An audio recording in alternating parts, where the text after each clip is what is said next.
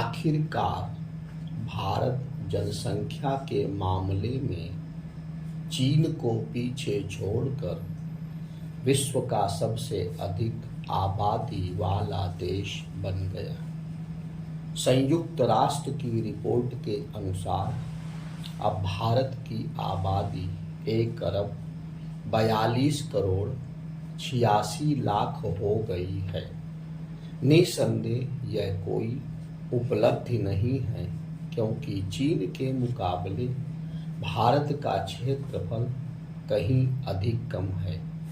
यह सही है कि भारत की जनसंख्या वृद्धि दर में गिरावट आ रही है, लेकिन वह इतनी धीमी है कि अभी कुछ वर्षों तक जनसंख्या बढ़ती रहेगी। इसे देखते हुए यह आवश्यक है कि भारत जनसंख्या के स्थिरीकरण के लिए आवश्यक उपाय करे।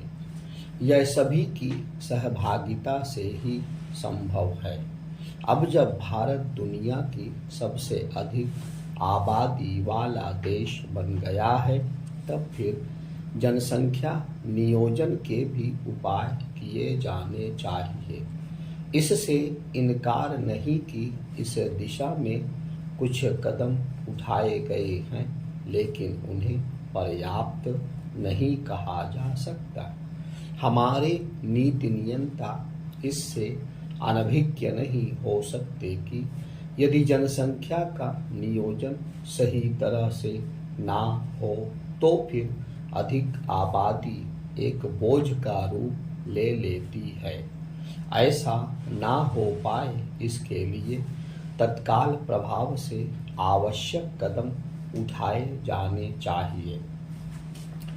चूंकि देश की आबादी का एक बड़ा हिस्सा युवाओं का है, इसलिए उसके अपने लाभ भी हैं, लेकिन ये लाभ तभी अर्जित किए जा सकते हैं जब इस युवा आबादी को समुचित शिक्षा के साथ रोजगार के अवसर मिल सके।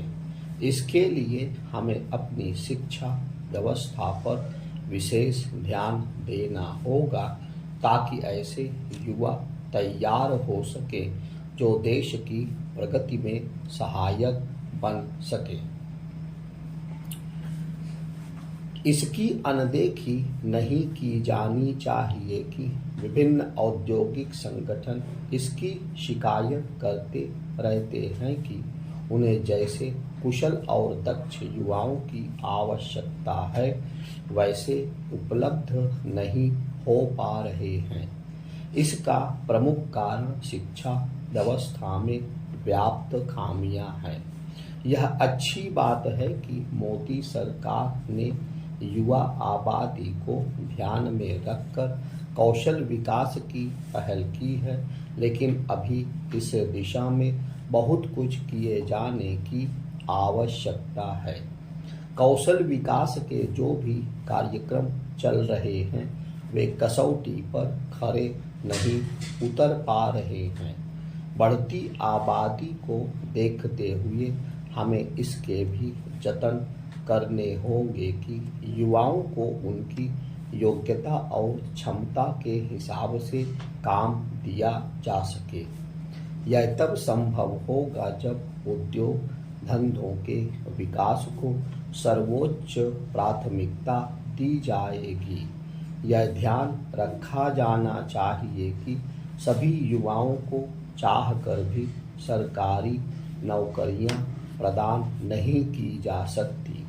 यह एक शुभ संकेत है कि तकनीक आधारित नए नए उद्योग धंधे बढ़ रहे हैं और उनमें अच्छी खासी संख्या स्टार्टअप की है, लेकिन इसकी अनदेखी भी नहीं की जानी चाहिए कि एक बड़ी संख्या में हमारी आबादी उस कृषि पर निर्भर है जिसकी उत्पादकता कम है।